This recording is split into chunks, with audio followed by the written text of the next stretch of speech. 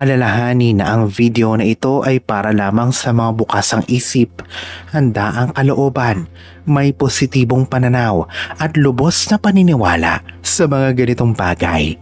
I-skip lamang ang video na ito kung ikaw ay hindi naniniwala sa ganitong mga bagay dahil hindi ito magiging epektibo sa mga kontra sa ganitong gawain o practice. Kung nais mo ng pagbabago sa iyong buhay pinansyal na siyang pinaka-importante at sagot sa mga problema mo, ay sundan mo na ako. Kung ngayon ka pa lang sa channel na ito, huwag kalimutang i-like at i-share ang video na ito. Mag-subscribe ka na din at i-click ang bell at all para lagi kang updated sa mga pinakabagong epektibong spells na umaakit ng pera.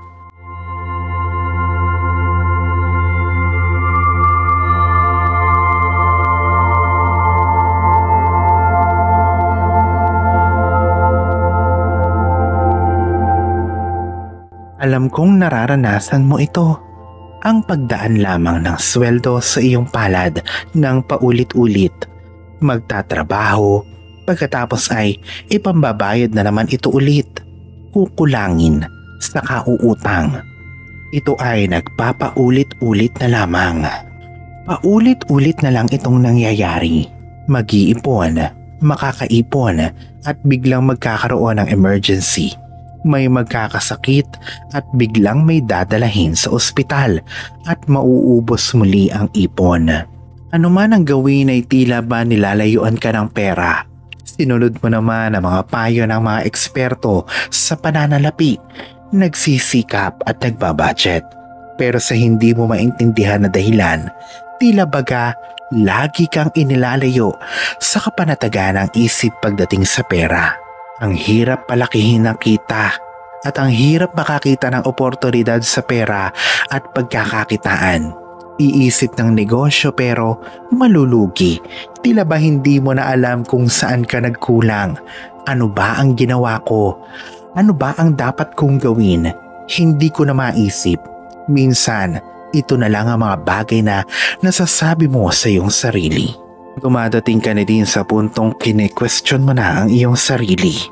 Alam mo ba na ang kasaganahan ay nagmumula din sa positibong enerhiya at ang paraan upang mapanatili din ito ay nagmumula sa pagmamanifesto. Oo, kailangan nating magsipag at maging madiskarte pero may mga bagay pa din sa ating paligid at mundo ang hindi kayang ipaliwanag ng siyensya. Ito ay mula sa lihim na mga karunungan siyang ituturo ko sa iyo. Dahil ang mga bagay na hindi maipaliwanag ay may katapat din na solusyon na hindi mo din maipapaliwanag kung bakit nangyayari at gumagana. Hindi ito sama-sama. Bagkus, ito pa nga ang makakatulong upang masolusyonan mo na ito. Magpakatotoo na tayo sa ating mga sarili. Tayo ay naghahanap talaga ng mabilis at siguradong solusyon. Ito ay nasubukan ko na. Gumana sa akin at gusto kong ibahagi na ito sa iyo. Gamitin mo ang iyong imahinasyon. Kung ikaw ay mayroong magic wand na kayang alisin ang lahat ng mga alalahanin mo sa pera, isipin mo na ikaw ay may magic wand at sa pagkumpas mo ng magic wand na ito, ang lahat ng problema mo sa pera ay lahat na maglalaho. Wala na yung mga gabing hindi ka mapagkatulog dahil stress ka sa mga hindi pa bayad na bills, mga patong-patong na utang at kung ano-ano na problema na may kinalaman sa pera. Sa video na ito, ituturo ko sa iyo ang isang spell na nakapagpabago sa daloy ng pera sa akin. Ito ay aking nabuo sa loob ng mahabang panahon dahil na din sa tulong ng mga eksperto kong kaibigan. Gamitin ang iyong imahinasyon. Ang pagmamanifesto na ito sa pera ay napakadali lamang. Ito ay 1 minuto bago ka matulog. Hayaan mong ipaliwanag ko sa iyo papaano paghalu-haluin ang mga sangkap na ito. Ang spell ay isang paraan na tulad sa pagluluto ay kinakailangan ng maayos at kumpletong mga sangkap, tamang sukat, tamang paraan at wastong ugali upang ang resulta ay maganda ang kalalabasan. Sa pagluluto, kung ang tamang procedure ay nasunod, ito ay maganda ang kalalabasan. At sa spell na ito, kung ikaw ay nagnanais na mabago ang iyong buhay, lalo na pagdating sa pera, wala kang utang, hindi ka na masyadong tumitingin sa price tag, at malaya ka na pagdating sa pera, ay sundan mo lamang ito ng maigi. Maghanda ka ng panulat at papel upang ma-record mo ito ng maayos. Isulat mo ang aking bawat sasabihin sa video na ito. Ang spell na ito ay papabilisin ang pagmamanifesto mo ng kasaganahan sa pera. At kapag nagawa ng tama, ito ay maaaring magkatotoo sa loob lamang ng isang linggo. Una, napaka-importante na ma-spiritually cleanse ang gagamitin nating garapon at perang papel para sa ritual. Aalisin nito ang negatibong enerhiya na maaaring nakakapit sa mga ito. Kasama ng iyong malakas na intensyon sa pananalapi, lumikha ng isang sagradong espasyo sa pamamagitan ng pagsisindi ng berde o puting kandila at gamitin lamang ang iyong insenso. Ang akin ay sage o myrrh. Pangalawa, habang ang usok ay pumapalibot sa iyo at sa iyong paligid, hayaan ito na pakalmahin at iklaro ang iyong isipan. Ituon ang iyong enerhiya para sa pagpasok ng kasaganahan. Ito ay sa pamamagitan ng mga magagandang pangyayari sa pananalapi mo. Pangatlo, buksan at hawakan ang glass jar ng iyong dalawang kamay at titigan ito habang dumadampi ang usok dito mula sa insenso. I-visualize ang anumang enerhiya na nakakapit dito na nabubura mula sa garapon habang ikaw ay hawak-hawak mo ito. Sa pamamagitan nito, ikaw ay naglalagay ng malinis at uplifting na vibration sa garapon na babasagin. Pang-apat, sunod na kuhanin ang perang papel. Ito ay sa anumang halaga o amount. Hindi na importante ang halaga ng pera sa ritual na ito. Basta ito ay isang perang papel lamang. Pwedeng 20, 50, 100, 200, 500 o 1,000 pesos o higit pa. Ang importante ay meron ka nito. Ito ang magsisilbing binhi na siyang uusbong, lalaki at aapaw na yaman. Titigan ng numero sa pera at i-visualize sa ito ay dumadami ng dumadami. Dahan-dahang ipikit ang mga mata. Huminga ng malalim para magawa ito. Gumamit ng pera depende sa currency ng iyong bansa. Panglima, isipin ang espesipikong halaga na gusto mong magkatotoo, magkaroon ka at mamanifesto. Huwag mahiya o mangimi sa halaga na gusto mo upang hindi makontra ito. Isipin mo yung halaga na kayang solusyonan ang lahat-lahat ng problema mo sa buhay at yung halaga ng pera na kayang tuparin ang mga pangarap mo sa buhay. Ano ba ang halaga ng pera ang kailangan mo para mabayaran ang lahat ng pagkakautang at kailangan mo? At ano ang halaga ng pera na kayang tustusan ang mga pinaka-pinapangarap mo sa buhay? Pagsamahin ang lahat ng halaga o amount nito. Kapag mas tumindi ang mga vision na ito na nalikha mo sa iyong isipan, ikaw ay makakaramdam ng kakaiba. Maaaring mainit o malamig sa anumang parte ng iyong katawan. Ito ay ang enerhiya ng gratitude o pagpapasalamat, abundance o kasaganahan at kalayaan sa pera o financial freedom. Pang-anim, kapag ang positibong enerhiya ay umabot na sa pinakataas nito, ito ay kusang mararamdaman mo sa anumang paraan at pag nangyari na ito, ulit-uliting sabihin ito ng 7 beses ng buong puso. Ang pera ay laging dumadating sa akin. Ito ay walang kahirap-hirap. Sa pamamagitan nito, ina-activate mo ng husto at sineselyado mo ang ritual. Ang na-cleanse na garapon at ang perang papel ay may potent na simbolo na siyang patuloy na magpapadala ng signal sa universe ng mga ninanais mo patungkol sa pera. Pang-pito, ngayong na-cleanse at na-charge mo na ang mga sangkap na gagamitin sa ritual, tumungo na tayo sa aktwal na ritual. Kuhanin ang perang papel, dahan-dahan at mahigpit na irolyo ito papunta sa iyo. Habang ginagawa mo ito ay sabihin ito: pinapatuloy ko na ang kasaganahan sa aking buhay ngayon. Ang narolyong perang papel ay rumerepresenta sa punla o buto na ang iyong yaman ay uusbong mula dito.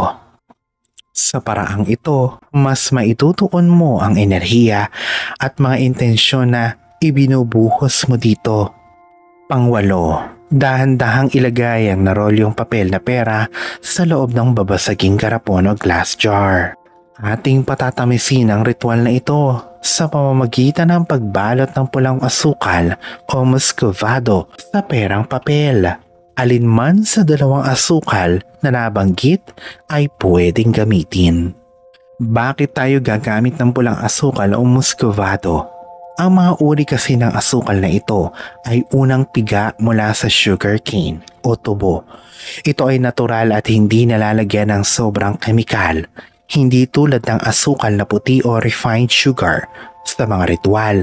Upang mas maging epektibo ito, panatilihing ang mga gagamitin ay natural at may bakas pa ng kalikasan, dahil ang mga spell ay ginagawa sa pamamagitan ng pakikipag-ugnayan sa kalikasan. Ang mga material na gagamitin ay dapat na dalisay at natural. Ito ay ang siyang nagpapatamis. Ito ay isang spiritual sweetener na siya nagtataas ng vibration, na siya ding aakit ng financial luck at positibong balik. Ibuhos ang asukal sa garapon at kapag nabalutan na ng asukal ang perang papel sa loob ng garapon, ito ay takpan na agad. Ang glass na garapon na may takip na may perang papel at asukal sa loob na nalikha mo ang siyang potent money magnet talisman. Sa tuwing ikaw ay nakatingin sa garapon na ito, alalahanin na ang kasaganahan ay papadating na sa iyo sa mabilis na panahon. Pang-siyam, sa susunod na 3 araw bago ka matulog, maglagak ng 1 hanggang 2 minuto, i-visualize sa mga kahilingan mo sa pera. Hawakan ang garapon at ramdamin ang mga emosyon na mayroon ka na ng mga bagay na ninanais mo sa pera o pananalapi. I-visualize ang sarili na ikaw ay nasa bakasyon na o anumang bagay na para sa iyo ikaw ay masagana na sa pera. Saka ulitin ang salitang, ang pera ay dumadating sa akin. Ito ay walang kahirap-hirap.